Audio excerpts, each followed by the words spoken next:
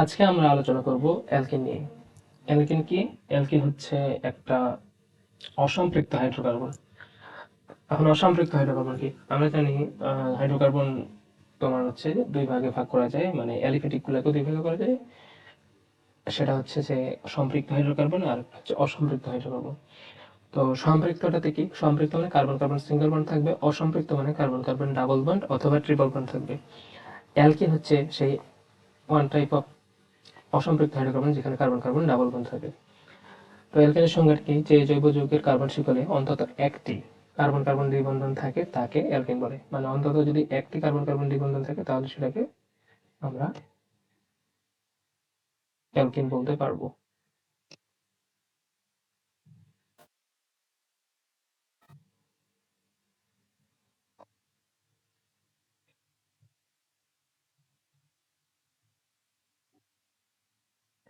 তাহলে অ্যালকেনের সাধারণ সংকেত কি? অ্যালকেনের সাধারণ সংকেত হচ্ছে CnH2n।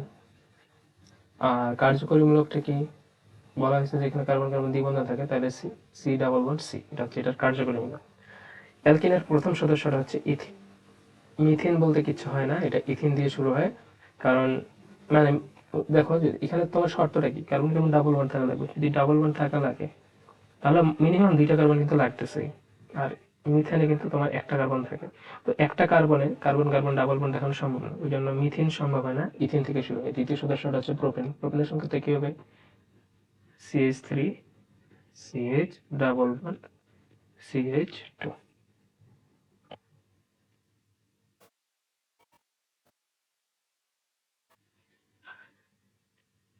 আচ্ছা, এরপর দেখো এখানে আরেকটা টার্ম আসছে, সেটা হচ্ছে অলিফিন। এখন কথা হচ্ছে যে অলিফিনটা কি? অলিফিন অলিফিন হচ্ছে অ্যালকেনের যে নিম্নতর সদস্যগুলো আছে, নিম্নতর সদস্য বলতে বোঝাচ্ছে যে ইথিন প্রোপিন, মানে কম কার্বন সংখ্যা বিশিষ্ট যে সদস্যগুলো আছে এগুলো, এগুলো যদি হ্যালোজেনের সাথে, হ্যালোজেন কি? হ্যালোজেন হচ্ছে এই যে ক্লোরিন, ক্লোরিন, ব্রোমিন, এগুলো মানে হ্যালোজেন তো চিনোই, যে লবণ উৎপাদনকারী যেগুলো chlorine chlorine bromine iodine astatine tennessine, যাই হোক এগুলোর সাথে যদি বিক্রিয়া করে তাহলে এরা তৈলাক্ত পদার্থ উৎপন্ন করে। নিম্নতর শ্রেণীর যে অ্যালকিনগুলো আছে তৈলাক্ত পদার্থ উৎপন্ন করে, এই জন্য এদেরকে নাম দেওয়া হয়েছে অলিফিন। অলিফিন কথাটা আসছে গ্রিক শব্দ অলিফেন থেকে। এই শব্দটার অর্থ হচ্ছে অয়েল ফার্মিং, মানে তেল উৎপাদনকারী আর কি। নেক্সট যাই, অ্যালকিনের নামকরণ। অ্যালকেনের নামকরণ খুব সহজ জিনিস। তোমার অ্যালকেনের যেমন নামকরণ দেখছি আমরা, অ্যালকেনটা কিভাবে নাম করা হয়? নামের শেষে এন যুক্ত করা হয় অ্যালকেনের ক্ষেত্রে। আর দেখো অ্যালকেনের ধর অ্যালকেনের ক্ষেত্রে নামের শেষে কি যুক্ত করা হয়তো? এন। আর অ্যালকিনের ক্ষেত্রে যুক্ত করা হবে ইন। অ্যালকিন, অ্যালকিন কথার শেষে ইন আছে না? তো যদি আমি বলি প্রোপিন, মানে 3 কার্বন বিশিষ্ট যদি অ্যালকিন লিখতে চাই, 3 কার্বন বিশিষ্ট যদি অ্যালকিন লিখতে চাই তাহলে 3টা সি পরস্পর দিয়ে দিলাম পাশাপাশি। আর অ্যালকিন ইন যেহেতু বলতেছে, তার মানে অবশ্যই 2টা বন্ড থাকবে, 2টা বন্ড দিলাম। বাকি হাতগুলো এইচ দিয়ে ফিল আপ করি। তাহলে এখানে আমি H2, এখানে দেখো 3টা হাত পূর্ণ আছে, তাহলে একটা ইচ বসবে। এখানে একটা হাত পূর্ণ, মানে আরো 3টা ইচ বসানো যাবে। তাহলে এটার নাম কি? যেহেতু 3টা ওই জন্য প্রোপ, আর যেহেতু ডাবল বন্ড আছে ওই জন্য ইন, মানে প্রোপিন। যদি বিউটেন লিখতে চাই তাহলে কি করব? CH3 CH2 CH, এটা তোমার কি? বিউটিন, বা এটাকে বিউটিন 1 বলতে পারো।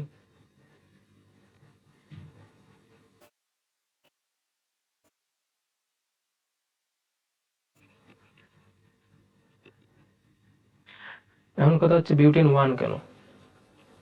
1 এই কারণেই, দেখো বন্ড বন্ড যেই পাশ থেকে আছে, মানে ডাবল বন্ডটা বা কার্যকরী মূলকটা যে দিক থেকে কাছাকাছি থাকে ওই দিক থেকে যদি নাম্বারিং শুরু করি, কার্বনগুলোকে নাম্বারিং যদি করি 1 2 3 4, তাহলে দেখো 2 নম্বরে আছে, এই জন্য মানে সরি 1 নম্বরে আছে, এই জন্য বিউটিন 1। তো এখন কথা হচ্ছে যে যদি প্রোপিনের কথা চিন্তা করি, এটাকে কিন্তু প্রোপিন 1ও বলতে পারবা। বুঝতে পারছো? প্রোপিন 1 বা শুধু প্রোপিন বললেও নো প্রবলেম। এখন এটা যদি নাম্বারিং করি তাহলে 1 2 3। তোমার মনে প্রশ্ন আসতে পারে যে এই ডাবল বন্ডটা যদি এখানে যাই তাহলে ওটা কি প্রোপেন 3 হবে? উত্তর হচ্ছে না। আচ্ছা আমি লিখি CH2 ডাবল বন্ড CH এরকম যদি করি, এখন দেখো এখন কিন্তু ডাবল বন্ডটা চলে আসছে এইদিকে। তো যে দিক থেকে ডাবল বন্ডের কাছাকাছি সেই দিক থেকে যদি নাম্বারিং করি 1 2 3 তাহলে এটা কি হবে? এটা কিন্তু মোটামুটি তোমাদের নামকরণের অনেক মানে একটু বেসিক শিখিয়ে দিচ্ছি আর কি। দেখো এদিক দিয়েও কিন্তু এক নাম্বারই আসতেছে এক নাম্বার কার্বনের সাথে, তাহলে এটার নাম কিন্তু তোমার এই যে কি বলে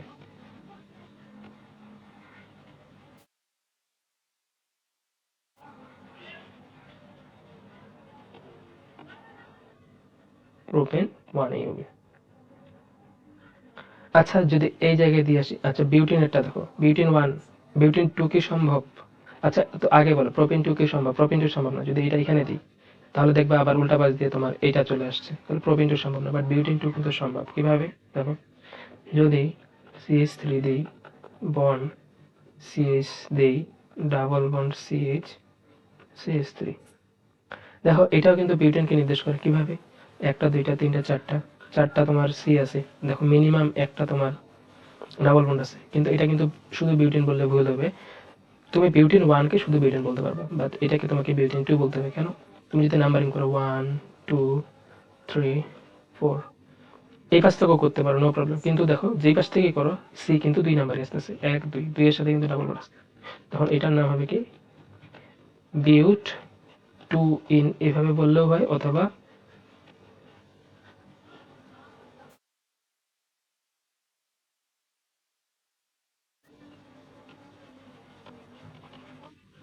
বিউটিন 2, এটাও বলতে পারো বিউটিন 2 অথবা বিউট 2 ইন। বিউট 2 ইন দ্বারা কি বোঝাচ্ছে? বিউট মানে চারটা কার্বন, 2 দ্বারা বোঝাচ্ছে 2 নাম্বার কার্বন, ইন দ্বারা বোঝাচ্ছে ডাবল বন্ড। আর বিউটিন 2 ও বলতে পারো চাইলে। বিউটিন 3 কি সম্ভব? উত্তর হচ্ছে না। যদি তুমি এদিকে দিতে চাও, কিন্তু দেখো যদি তুমি 3 দাও তাহলে কিন্তু এটা আবার এক নাম্বার কার্বনের সাথে চলে আসতেছে, তখন এদিক থেকে নাম্বারিং শুরু করা যাবে। বাট যদি মাঝামাঝি থাকে তাহলে তুমি যে কোনো দিক থেকে করতে পারো। আশা করি অ্যালকেন এবং অ্যালকেনের এভাবে মানে সরি অ্যালকেনের নামকরণটা তোমরা বুঝতে পারছো, এবং যেভাবে আসো তোমরা নামকরণ ইজিলি করতে পারবে। অ্যালকেনের প্রস্তুতি, অ্যালকেনের প্রস্তুতিমূলক আমরা চারটা তিনটা বিক্রিয়া দেখব, তিনটা থেকে কিভাবে অ্যালকেন প্রস্তুত করা যায়। প্রথম বিক্রিয়াটা হচ্ছে অ্যালকাইন থেকে।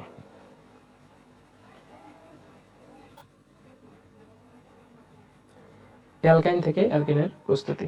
অ্যালকাইন, আচ্ছা একটা অ্যালকাইন নেই, আমরা কিন্তু ওই যে যখন অ্যালকানের প্রস্তুতি দেখছি অ্যালকাইন থেকে কিন্তু অ্যালকিন এবং অ্যালকেনে যাওয়া যেটা দেখছি, তো এখানে সেম বিক্রিয়াটাই আসবে। মনে করো যদি আমি ইথাইন নেই CH, বা কাকে হচ্ছে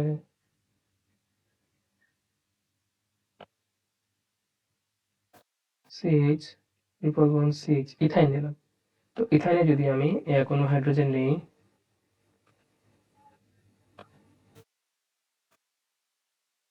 সাথে এখানে যদি আমি নিকেল প্রভাবক নেই 180 ডিগ্রি থেকে 200 ডিগ্রি সেন্টিগ্রেড তাপমাত্রা নেই, তাহলে দেখো একটা এইচ এখানে যাবে, একটা এইচ এখানে, আর দুইটা এইচ এখানে যাওয়ার জন্য একটা সিঙ্গেল বন্ড, একটা বন্ড ভেঙে গিয়ে দুইটা বন্ড থাকবে, মানে এখানে তোমার দাঁড়াবে CH2 ডাবল বন্ড CH2। তাহলে দেখো আমি এখানে কি নিয়েছিলাম? ইথাইন। কি পাইলাম? ইথিন। তাহলে ইথাইন থেকে কি পাওয়া গেল? কি পাওয়া গেল? ইথিন পাওয়া গেল। তো আমি যদি অনুরূপ ভাবে বিউটাইন নেই, দেখি বিউটিন পাই কিনা। বিউটাইন থেকে, আচ্ছা তো বুঝতে না লাগে, জাস্ট ইয়েটা বুঝবেই তখন CH3 CH2, এটা কিন্তু বিউটাইন। ও সরি একটু ভুল হয়েছে,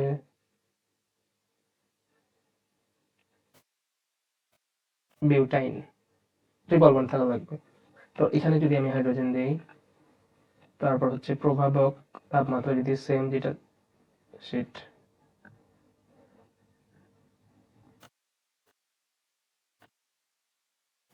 তাহলে কি হবে? তোমার একটা এইচ এখানে যাবে আর একটা এইচ এটাতে আসবে, তাহলে এখানে তোমার দাঁড়াবে CH3 CH2 CH। দেখো আগে সি ছিল, একটা সি চলে আসছে, তাহলে CH হয়েছে, আর ডাবল বন্ড দিয়ে এখন এইচ।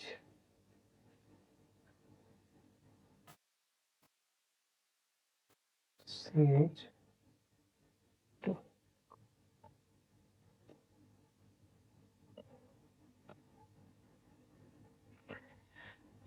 তোমরা প্রোপাইনটা নিজে নিজে প্র্যাকটিস করবা। আচ্ছা, অ্যালকোহল থেকে অ্যালকেন কিন্তু অ্যালকোহল থেকে প্রস্তুত করা যায় কিভাবে? আমি যদি অ্যালকোহল তো চিনো, অ্যালকোহলটা কেমন? আর ওইচ, এরকম না? আর মানে অ্যালকাইল মূলক থাকবে ওইচ, বা এটাকে এভাবে লেখা যায় CnH2n+1, সাথে থাকবে একটা OH মূলক, এটা হচ্ছে অ্যালকোহল। তো অ্যালকোহল থেকে কিভাবে আমি অ্যালকেন বানাবো? আচ্ছা, একটা আমি অ্যালকেন নিচ্ছি, অ্যালকোহল নিচ্ছি, ইথানলটাই নাও ধরো, CH3 CH2OH, এটা কিন্তু ইথানল। এর সাথে যদি আমি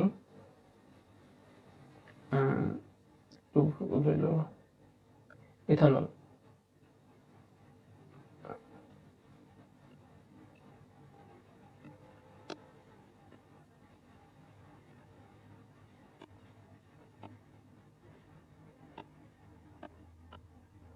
এখানে প্রভাবক থাকবে গাঢ় সালফিউরিক অ্যাসিড।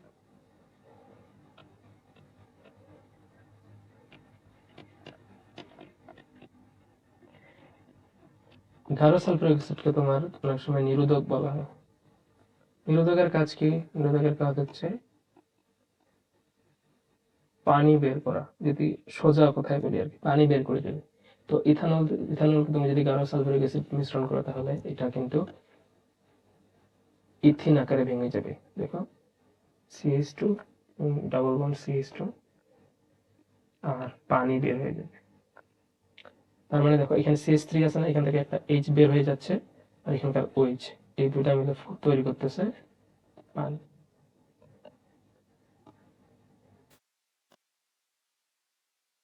এই যে এই পানিটা, এই দুটা মিলে তৈরি। আর তখন দেখো এখানে H কমে গেল, তাহলে এখানে কি থাকবে? তখন 2 থাকবে, এই যে 2। আর এখানে তোমার CH আছে, আর দুই পাশ থেকে দুইটা, এক পাশে একটা মূলক চলে গেছে আর এক পাশে একটা H চলে গেছে, দুই পাশে দুইটা হাত ফাঁকা হয়ে গেছে, ওই দুইটা ফাঁকা হাত জড়ো হয়ে তোমার এখানে ডাবল বন্ড চলে আসে আর কি। আশা করি বুঝতে পারছো। আমি ইথানল দিয়ে দেখাইলাম ইথিন তৈরি। এবার অন্য একটা কিছু দিয়ে দেখাই, প্রোপানল দিয়ে দেখাই। যত বেশি এভাবে কিন্তু বিক্রিয়া তোমার প্র্যাকটিস করতে হবে, তুমি যত বেশি বিক্রিয়া প্র্যাকটিস করবে তত বেশি এগুলো আয়ত্তে আসবে। CH3 CH2 CH2 বলছি, এটা কিন্তু তোমার প্রোপানল। প্রোপানল কেন? কারণ দেখো তিনটা কার্বন আছে এবং OH আছে, propanol.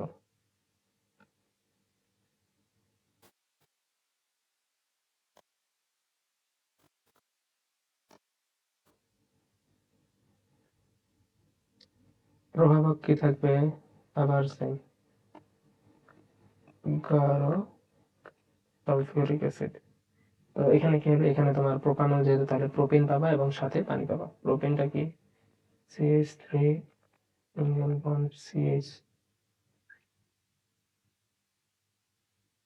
Double bond CH2 X2। এখানে কিন্তু একটা জিনিস বুঝার আছে তোমার, হচ্ছে দেখো OH তো এক পাশ দিয়ে বের হবে, আর H বের হবে OH যেটা আছে, মানে OH যেই কার্বনের সাথে আছে সেই কার্বনের পাশের কার্বন থেকে। তো এখান থেকে যদি একটা H বের হয়ে যায়, দেখো এখানে H2 ছিল, এখন কি হয়ে যাবে? একটা H বের হয়ে গেছে, তাহলে শুধু H আছে। এই জিনিসটা বুঝতে হবে। আর এখানে এটা ওভাবে অতটা বোঝা যায়নি, কারণ এটা তো তোমার দুইটা কার্বনই আছে, এখানে তিনটা। যত কার্বন সংখ্যা বাড়বে তত তুমি মনে রাখবা যে OH যেই কার্বনে আছে, OH-টা তো এই কার্বন থেকে বাদ দিয়ে দিচ্ছি পানি বানাইতে, আর H-টা তার পাশের কার্বন থেকে নিই, এই কার্বন থেকে আবার H বের করে দেবেন। আচ্ছা, তাহলে আমাদের দুইটা প্রস্তুতমূলক বিক্রিয়া হলো, একটা অ্যালকাইন থেকে আর একটা অ্যালকোহল থেকে। নেক্সট বিক্রিয়াটা হচ্ছে অ্যালকাইল হ্যালাইড থেকে। তোমরা খেয়াল করো, তোমাদের বইয়ে লেখা আছে ইথাইল ক্লোরাইড থেকে। তো শুধু কি ইথাইল ক্লোরাইড থেকেই সম্ভব? প্রোপাইল ক্লোরাইড থেকে বানানো যাবে না? যাবে। এই জন্য আমি এটার একটা কমন নাম দিয়েছি অ্যালকাইল হ্যালাইড থেকে। যেমন তোমাদের বই যেটা আছে বললাম ইথাইল ক্লোরাইড থেকে, ইথাইল ক্লোরাইড থেকে। তো ইথাইলটা কি একটা অ্যালকাইল মূলক, আর ক্লোরাইড দ্বারা কি বোঝায় হ্যালোজেন বা হ্যালাইড মূলক। তো ওই জন্য আমি তোমার কি বলছি ইথাইল ক্লোরাইড থেকে। তো এটার কয়েকটা বিক্রিয়া দেখাই কিভাবে করতে হবে। হ্যাঁ, যেমন তুমি যদি ইথাইল ক্লোরাইড নাও, ইথাইল ক্লোরাইডটা কি CH3, আগে ইথাইল মূলকটা হলো CH3 এটা হচ্ছে ইথাইল, তার সাথে ক্লোরিন দিলে হয়ে যাবে ইথাইল ক্লোরাইড। এর সাথে কি যোগ করব, সোডিয়াম হাইড্রোক্সাইড।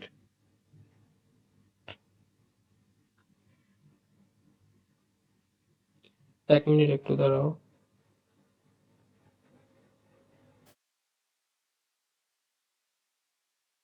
আচ্ছা, সোডিয়াম হাইড্রোক্সাইড যোগ করবো। সোডিয়াম হাইড্রোক্সাইড যোগ করার ফলে কি হবে, এদিকে এদিকে তোমরা পাবা ইথিন পাবা, CH2 double bond CH2, ethene পাইলা, ইথিন পাবা। দেখো এখান থেকে কিভাবে কি হচ্ছে, এখানে হচ্ছে তোমার ক্লোরিন আছে আর এখানে সোডিয়াম আছে, তো সোডিয়াম আর ক্লোরিন মিলে তৈরি করবে সোডিয়াম ক্লোরাইড।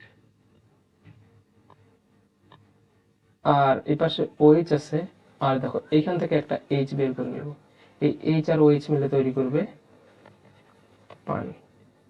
তাহলে দেখো এখান থেকে ক্লোরিন একবার বের করে নিছো, একটা হাত ফাঁকা হয়ে গেছে এই কার্বনের, এখান থেকে H বের করেছে আর একটা হাত ফাঁকা আছে, ওই দুইটা ফাঁকা হাত মিলে এই যে ডাবল বন্ড তৈরি। বিষয়টা আশা করি বুঝতে পারছো। তাহলে যদি আমি ইথাইল ক্লোরাইড নিই,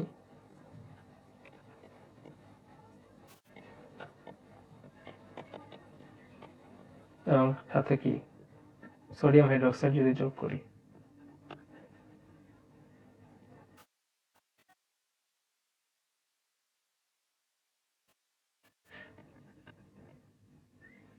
আর তাহলে কি পাবো, ইথিন পাবো,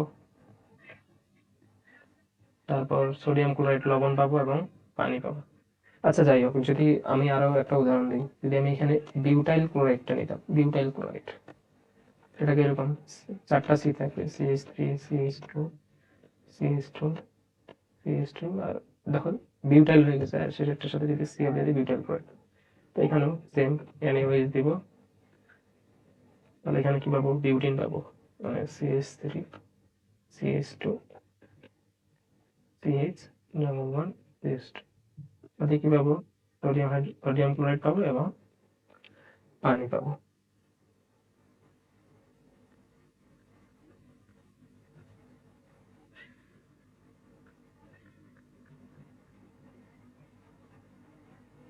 আশা করি বুঝতে পারছো।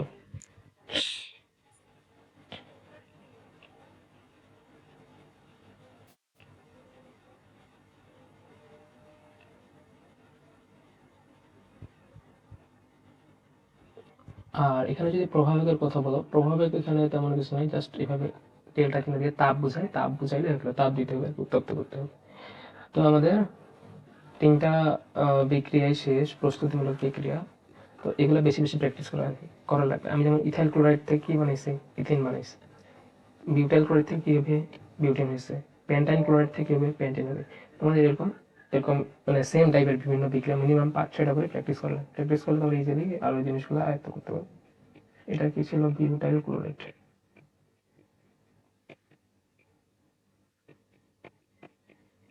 বিউটাইল ক্লোরাইড থেকে কি পাইলা,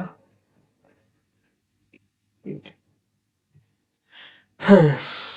এরপরে নেক্সট স্লাইডে যাই, অ্যালকেনের রাসায়নিক ধর্ম।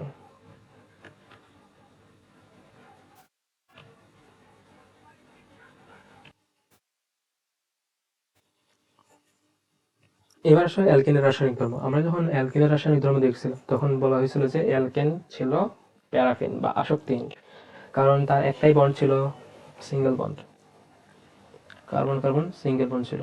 তো এই সিঙ্গেল বন্ডটা অনেক শক্তিশালী হওয়ার কারণে সে কিন্তু সহজে বিক্রিয়া করতো না কারোর সাথে। কিন্তু অ্যালকেনের ক্ষেত্রে কিন্তু তেমনটা হবে না। অ্যালকেন কিন্তু তোমার হচ্ছে কার্বন কার্বন ডাবল বন্ড, এর একটা বন্ড শক্তিশালী, সিগমা বন্ডটা, যেটাকে সিগমা বন্ড বলে, এটা হচ্ছে তোমার শক্তিশালী। বাট আরেকটা যে বন্ড আছে এটাকে বলা হয় পাই বন্ড, এই পাই বন্ডটা হয় তোমার দুর্বল।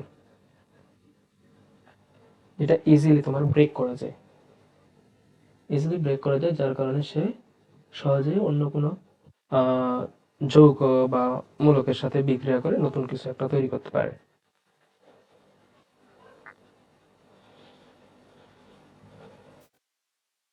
আর আরেকটা জিনিস মনে রাখবা, অ্যালকিন সাধারণত সংযোজন বিক্রিয়ায় অংশগ্রহণ করে, এই যে হাইড্রোজেন সংযোজন, পানি সংযোজন, এরকম আর কি।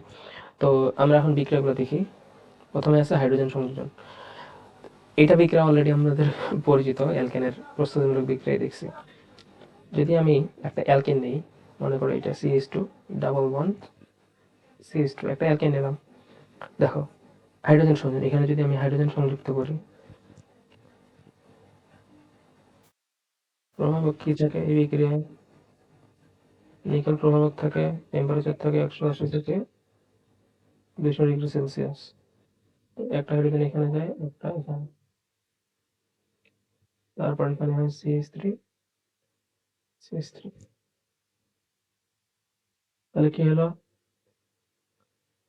নিকেল প্রভাবকের উপস্থিতি 180 ডিগ্রি সেলসিয়াস তাপমাত্রায় হাইড্রোজেন সংযোজন করলে আমরা ছিল অ্যালকেন, পাইলাম অ্যালকেন।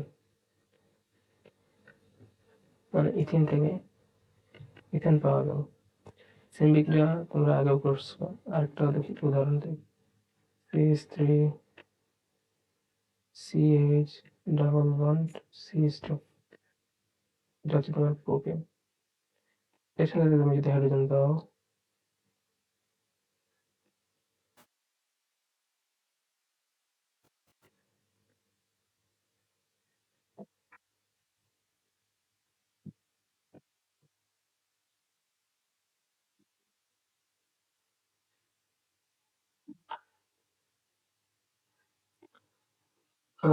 সব সেম থাকবে, তাহলে এখানে কি হবে? অ্যালকেন পাওয়া যাবে না, প্রোপেন পাওয়া যাবে। CH2 S2,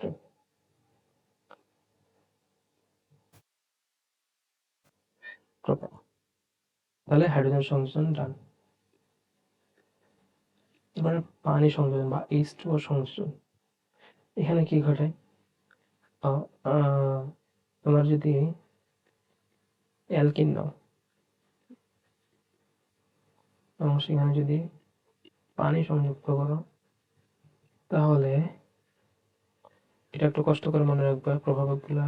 phosphoric acid H3PO4, এটা কি? Phosphoric acid.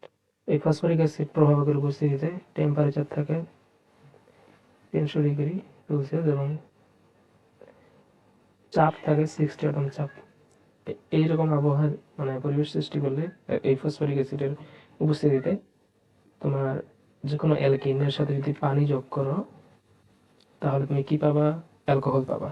মানে এখানে তোমার আসবে এরকম CH3CH2OH। এইচকে ভাঙলে কি পাওয়া যায়? এইচ পাওয়া যায় আর OH পাওয়া যায়। তো একটা এইচ মনে করো এখানে গেল, CH3 হয়ে গেল, আর এই OH-টা গেল এটার সাথে, CH3CH2OH। তাহলে এটা কি? ইথানল। আমি আরেকটা বিক্রিয়া দেখাচ্ছি বিউটিন দিয়ে। CH3CH2CH CH2, এটাতে যদি পানি যোগ করি, এটা কি? এটা কিন্তু বিউটিন। এর সাথে যদি পানি যোগ করি তাহলে কি পাবো? প্রভাবক কিন্তু আগের গুলাই।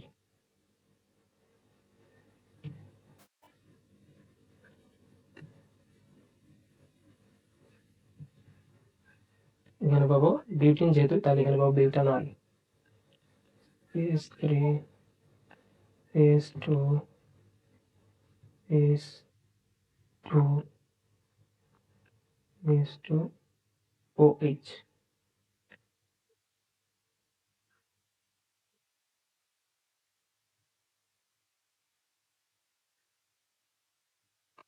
কি পেলাম? এটা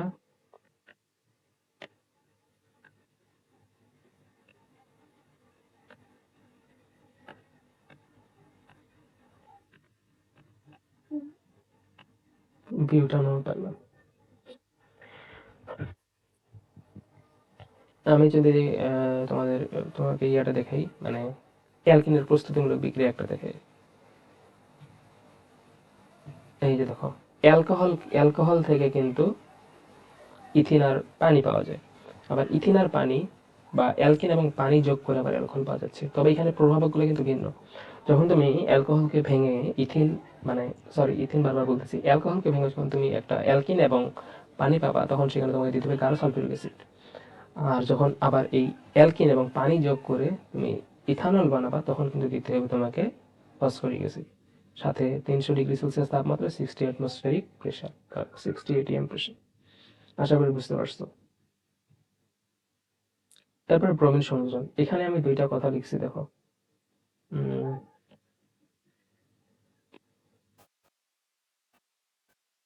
অসম্পৃক্ততার পরীক্ষা, অসম্পৃক্ততার পরীক্ষা। তো এই ব্রোমিন সংযোজন এবং পটাশিয়াম পারম্যাঙ্গানেট দ্বারা যাবে, দুইটাই বিক্রিয়ায় কিন্তু অ্যালকিন দেয়, কিন্তু এটা দ্বারা আবার অসম্পৃক্ততা পরীক্ষা করা যায়। আমরা জানি অ্যালকিন মানে কি, অ্যালকিন মানে তোমার হচ্ছে থাকে ডাবল বন্ড। তো ডাবল বন্ড আবার কি, একটা অসম্পৃক্ত হাইড্রোকার্বন। অসম্পৃক্ততা, এটা যে অসম্পৃক্ত, এটা তুমি প্রুফ করতে পারবা এইভাবে। তো এটা কিভাবে করে দেখাই, একটা অ্যালকিন নেই, CH2 দূর ডাবল বন্ড CH2, এটা কি, এটা হচ্ছে ইথিন। এর সাথে কি যুক্ত করবো, ব্রোমিন, Br2। যদি ইথিনের সাথে ব্রোমিন যোগ করি,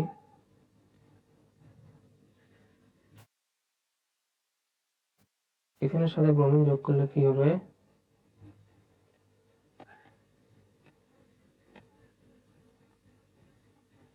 দেখো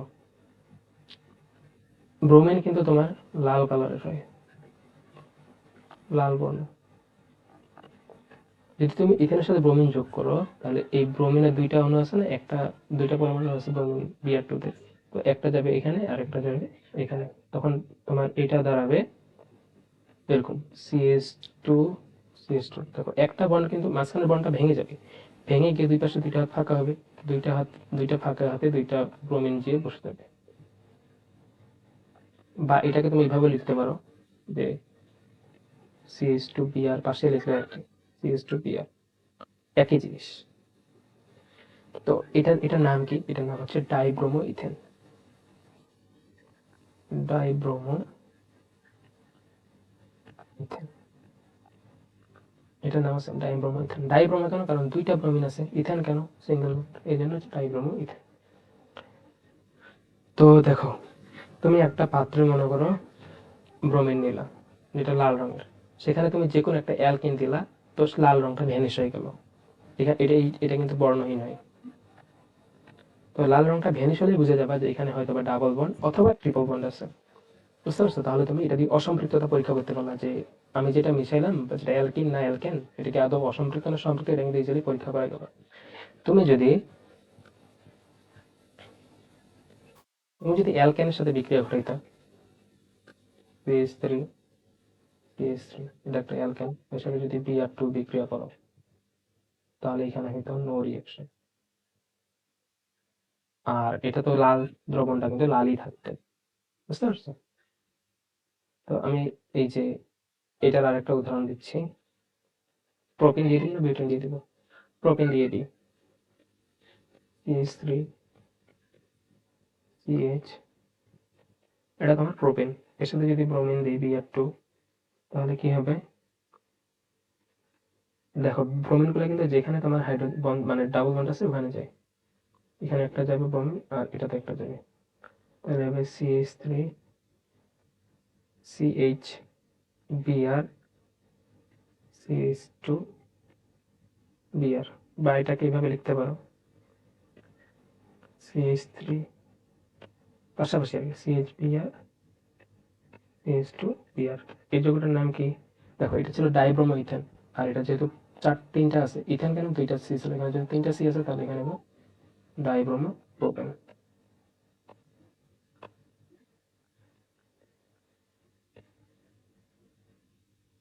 আশা করি বুঝতে পারছো।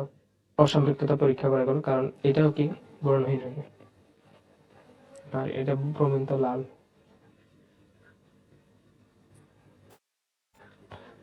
এরপর একটা আসলে পটাশিয়াম পারম্যাঙ্গানেট দ্বারা জারণ, অথবা এটাকে অনেক সময় বলা হয় জাইমান অক্সিজেন দ্বারা জারণ।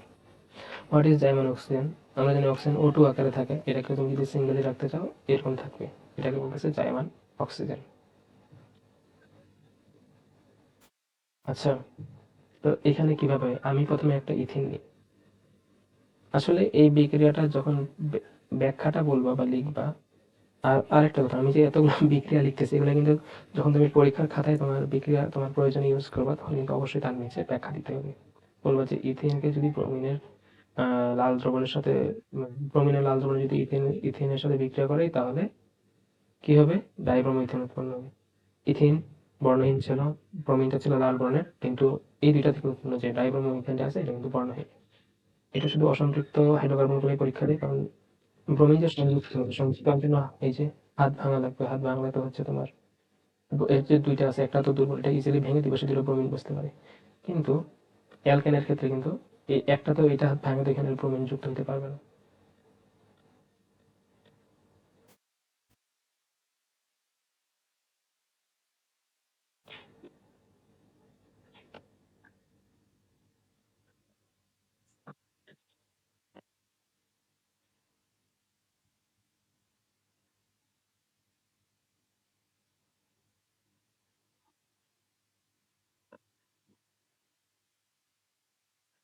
হুম, এখন পটাশিয়াম পারম্যাঙ্গানেট আলোচনা, তো এটা কিভাবে করা হয়?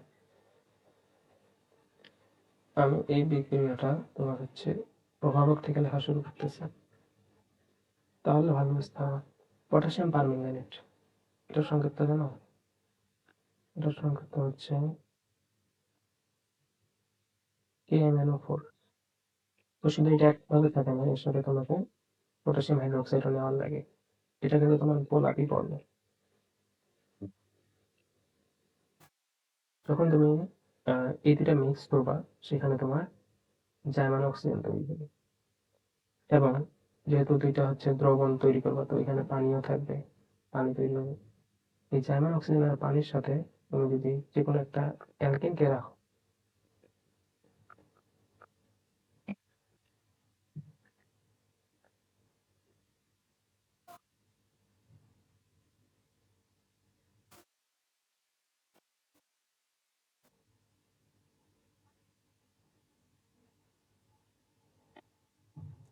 তুমি যদি অ্যালকেনকে রাখো তাহলে কি কাজটা করবে দেখো।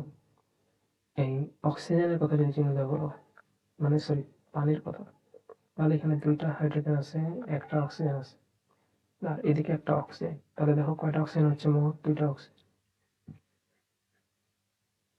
তাহলে মানে এইটা এবং এটা মিলে মোট দুইটা হাইড্রোজেন দুইটা অক্সিজেন হচ্ছে। যদি আরো যদি সিম্পলি বলতে চাই, মানে এখানে দুইটা ওএইচ মনে থাকতেছে, টু ওএইচ, দুইটা ওএইচ হবে এইটা আর এটা। এই দুইটা ওএইচ এর মধ্যে একটা ওএইচ যাবে এইটাতে, আর একটা ওএইচ যাবে এর পাশে। তখন যৌগটা হবে এরকম, আর একটা বন্ড কিন্তু ভেঙে যাবে, ভেঙে যাওয়ার পরে কিন্তু এরা যুক্ত হতে পারবে, তখন হয়ে যাবে single bond, CS two single bond CS two. এই পাশে একটা ওএইচ যাবে, এই পাশে সিতে একটা ওএইচ যাবে। তারপর সবসময় লিখলে এইভাবে লিখতে পারবা, CS two OH single bond CS two OH. এটার নাম হচ্ছে ইথিলিন গ্লাইকল, ইথিলিন গ্লাইকল। তো এটা আবার কি হয়, বর্ণহীন হয়।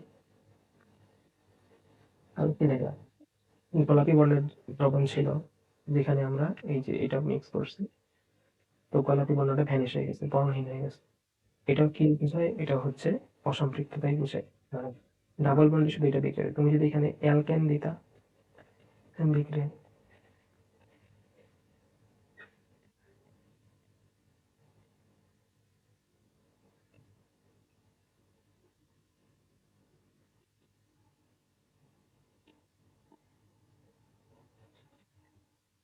তাহলে এখানে হয়তো নো রিয়াকশন। কারণ অ্যালকেন অ্যালকেন কিন্তু তোমার হচ্ছে বিক্রিয়া করবে না। তাহলে এটা সম্পৃক্ত, যদি কালার চেঞ্জ না হয়, আর যখন রিয়াকশনই হবে না তখন এটা গোলাপি থেকে যাবে, তার মানে এটা কিন্তু সম্পৃক্ত। আর অসম্পৃক্ত হলে কালার চেঞ্জ হবে, মানে বর্ণহীন হয়ে যাবে, তাহলে এটা আমরা বুঝতে পারবো এটা একটা অসম্পৃক্ত হাইড্রোকার্বন ছিল। এটার আমি আরেকটা উদাহরণ দিচ্ছি, প্রোপেন দিয়ে দিই নাকি, আমরা প্রায় শেষ পর্যায়ে চলে আসছি অ্যালকিনের। তো প্রোপেন দিয়ে দিই,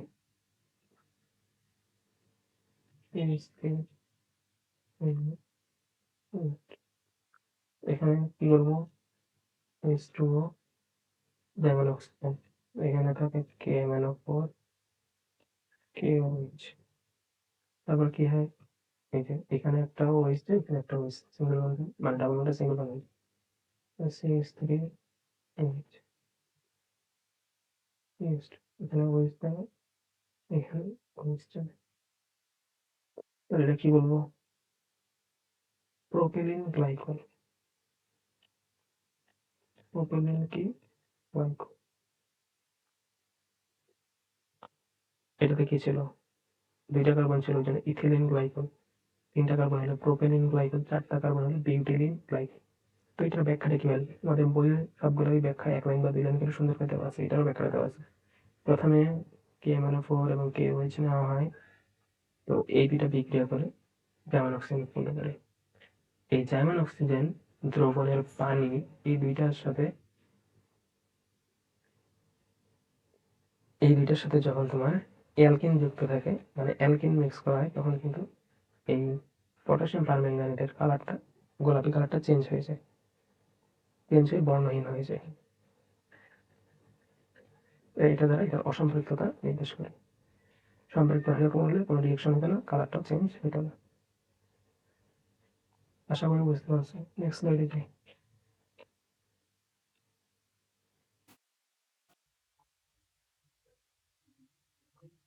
আমরা মোটামুটি শেষ পর্যায়ে চলে আসছি, এটা হচ্ছে লাস্ট স্লাইড, ইথিনের বা সরি অ্যালকিনের লাস্ট রাসায়নিক বিক্রিয়া, পলিমারকরণ বিক্রিয়া। আচ্ছা, এই অধ্যায়ে পলিমারকরণ একটা টপিকই আছে, সেখানে এইটা ব্যাখ্যা করা আছে, তারপরে যেহেতু এখানে চলে আসছে মনে হচ্ছে সপ্তম অধ্যায়ে, হ্যাঁ সপ্তম অধ্যায়ে মেবি আমরা পলিমারকরণ বিক্রিয়া সম্পর্কে জানতে পারছি। পলিমারকরণটা কি, মনোমার থাকে, মনোমারগুলো তোমার ক্ষুদ্র, অনেকগুলো মনোমার মিলে, মনে করো এগুলো হচ্ছে ছোট ছোট মনোমার, অনেকগুলো ছোট ছোট মনোমার মিলে যখন একসাথে এই আকারে একটা বৃহৎ অণু গঠন করে, তখন এটাকে বলে পলিমার। এখানে হলো সিঙ্গেল মনোমার, এই পুরাটা মিলে একটা পলিমার। তো ইথিনেরও পলিমারকরণ বিক্রিয়া হয়। তাহলে ইথিন, তো ইথিন তো একটা অণু তো হবে না, তোমার পলিমারকরণ থেকে অনেকগুলো থাকে। তো আমরা এখানে সামনে একটা এন মানে হচ্ছে এন সংখ্যক, তোমার 500 হতে পারে, 1000 হতে পারে, 1 লক্ষ হতে পারে, অনেকগুলো ইথিনের অণু বিক্রিয়া করবে। এখানে কিছু প্রভাবক মুখস্থ, এগুলো একবারই প্রভাবকগুলো মুখস্থ বসানো লাগবে, চেঞ্জ করলে হবে না। এখানে তোমার থাকে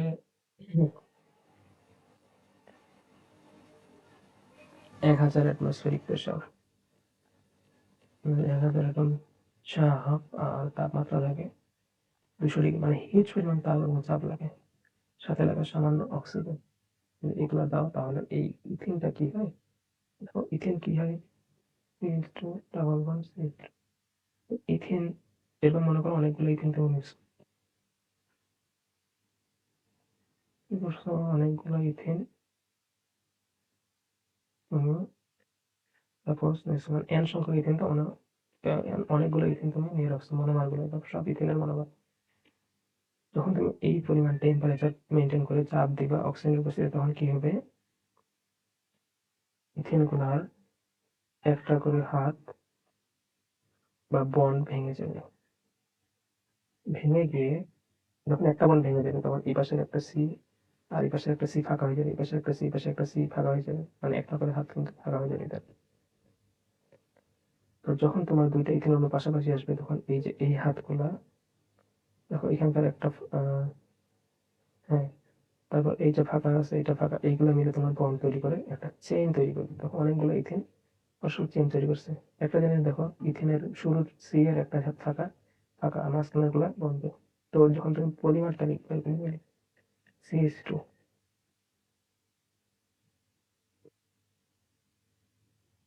দেখো পলিমারে, ইথিনের পলিমারে কিন্তু সিঙ্গেল বন্ড, ডাবল বন্ড। আর দেখো যখন এই যে এই উপরে দাগগুলো দিয়ে নিই,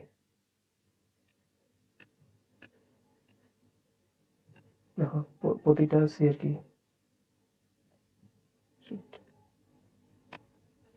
একটা করে হাত ফাঁকা আছে, তাহলে এইভাবে একটা করে হাত ফাঁকা।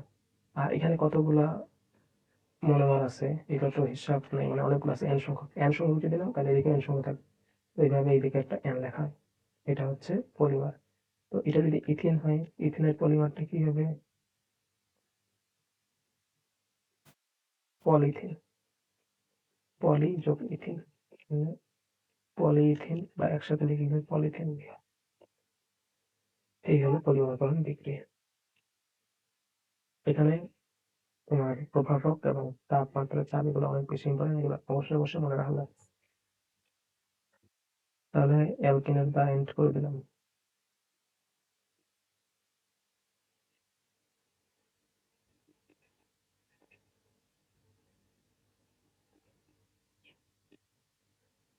ডান।